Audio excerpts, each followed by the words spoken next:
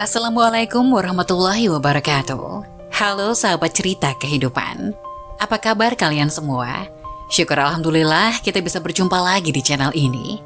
Salawat dan salam selalu tetap tercurah kepada junjungan kita, Nabi besar Muhammad SAW. Tidak lupa kami sampaikan salam sehat, salam sejahtera. Semoga kita semua tetap dalam lindungan Allah Subhanahu wa Ta'ala. Seperti biasa, kita akan berbagi kisah dari yang unik, menarik, sampai bikin nangis. Semoga bermanfaat.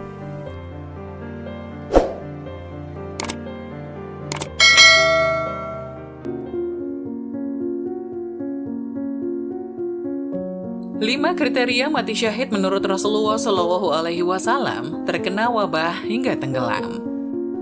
Setiap manusia memang sudah memiliki takdir masing-masing termasuk takdir tentang usia. Ada orang-orang yang ditetapkan meninggal dalam keadaan syahid. Mati syahid adalah kematian yang dihadiri oleh para malaikat. Dalam Islam, orang yang termasuk mati syahid adalah mereka yang mati saat berperang karena memperjuangkan kebenaran. Ternyata mati syahid bukan hanya bisa diraih oleh orang-orang yang meninggal saat berperang saja. Dikutip dari buku Kemuliaan Mati Syahid karya Dr. Ali Syariati, Rasulullah SAW bersabda, ada 5 kematian yang tergolong mati syahid. Dari Abu Hurairah, Rasulullah SAW bertanya kepada sahabatnya, siapakah orang yang mati syahid di antara kalian? Mereka menjawab, orang yang gugur di medan perang itulah syahid ya Rasulullah. Rasulullah SAW menjawab, kalau begitu sedikit sekali umatku yang mati syahid. Para sahabat bertanya, mereka itu siapa ya Rasul? Rasulullah SAW menjawab, orang yang gugur di medan perang itu syahid. Orang yang mati di jalan Allah bukan karena perang juga syahid. Orang yang tertimpa taun pun syahid. Orang yang mati karena sakit perut juga syahid. Dan orang yang tenggelam adalah syahid. Hadis riwayat Muslim. Berikut beberapa syarat orang yang mati syahid. 1. Orang yang ikut berperang. Gelar mati syahid diperoleh oleh orang-orang yang ikut berperang di jalan Allah Subhanahu wa Ta'ala lalu meninggal di medan perang. Orang-orang yang mati di medan perang memiliki kemuliaan yang tinggi. Jenazahnya pun dapat dikuburkan tanpa harus disolatkan atau dimandikan terlebih dahulu. Dari Jabir bin Abdullah radhiyallahu anhuma bahwa Nabi SAW bersabda, terkait jenazah korban perang Uhud, jangan kalian mandikan mereka karena setiap luka atau darah akan mengeluarkan bau harum minyak mis pada hari kiamat. Hadis riwayat Ahmad 14.189 dan dinilai sahih oleh Syuaib Al-Arnaud. 2. Orang yang mati di jalan Allah. Orang-orang yang meninggal akibat perjuangan membela Islam atau lebih dikenal dengan jihad juga termasuk sebagai mati syahid. Mereka tetap wajib dimandikan, dikafani, disolatkan, dan dimakamkan. Orang-orang yang termasuk golongan ini antara lain meninggal saat menuntut ilmu, meninggal karena kecelakaan di perjalanan dakwah, atau orang yang wafat ketika sedang di dalam agenda dakwah.